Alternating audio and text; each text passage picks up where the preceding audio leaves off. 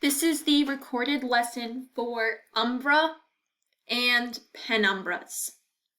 And in class, we first started with this video all about solar eclipses. It's called Solar Eclipse 101, and it is also posted in recorded lessons right below this one in Unified Classroom.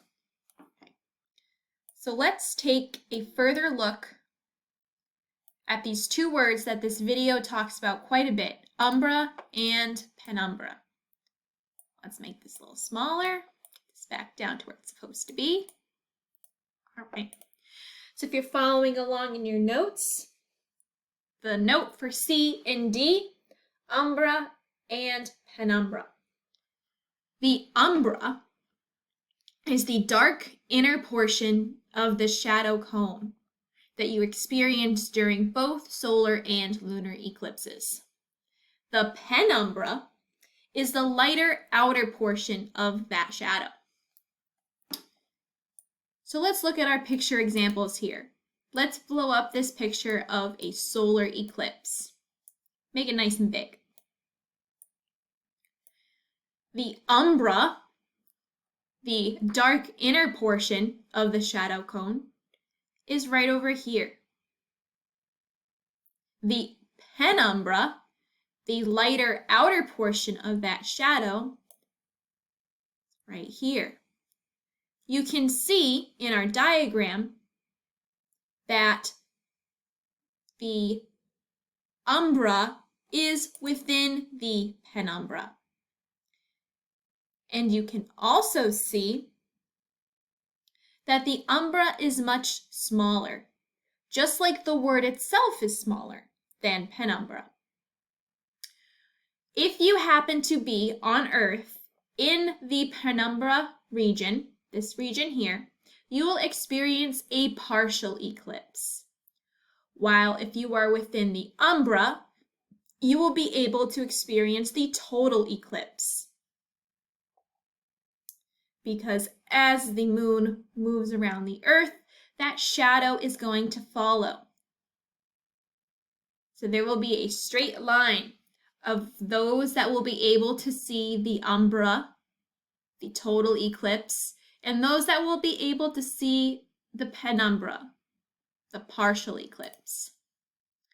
Now this is a picture of the solar eclipse. Let's now look at a lunar eclipse. Now let's make this lunar eclipse bigger so we can see. So you can see in this image here that we have the sun, the earth, then the moon. Our next video and lesson is going to be focused on lunar eclipses.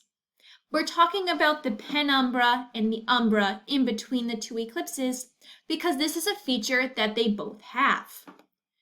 You can see that in the lunar eclipse that the umbra is a little bigger, quite a bit bigger than the umbra of the solar eclipse. However, in both instances, the umbra is in the middle and the penumbra is even bigger and even wider than the umbra. So both solar and lunar eclipses have umbras and penumbras, and their makeup is the same. The umbra is always the middle shadow where you'd see the total eclipse versus the penumbra, which is that wider shadow, and you'll experience a partial eclipse while in the penumbra. This next slide is just another visual example for you all to see, blown up just a little bit, and in words it tells you that if you are in the umbra region of the shadow, you will see a total eclipse, versus if you're in the penumbra, you will see a partial eclipse. The next slide here has a picture time lapse of a solar eclipse. Okay. And again, it reminds us that a total solar eclipse can only occur if you're at the exact spot within the moon's umbra.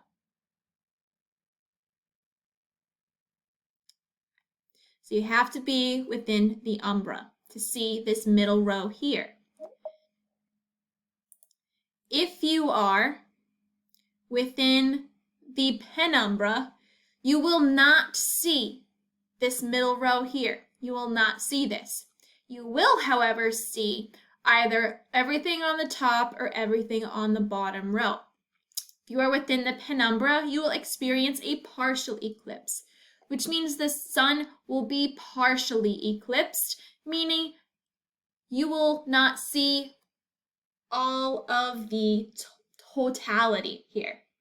Right? So you'll see some of the sun being blocked by the moon. Okay? If you are within the umbra region, you will be able to see and experience this total eclipse, this phenomenon here. Right? From start to finish, the solar eclipse takes about 2.5 hours. Okay? What's really special if you're in the umbra is that this middle row here, your total eclipse here, only takes about 5 minutes. So you're only experiencing this total eclipse for 5 minutes. And remember that we don't keep the total eclipse for longer because the Earth is rotating on its axis and the moon is orbiting, going around the Earth at the same time. So that umbra region and that penumbra region travel. Okay. And our wrap up for this lesson was to define the terms umbra and penumbra. So while this is a recorded lesson, I won't have the link available. However, it would be in your best interest to right now take a moment and then define those two words on your own. Go back through the video and check to see, were you right? Our next video is going to be all about lunar eclipses.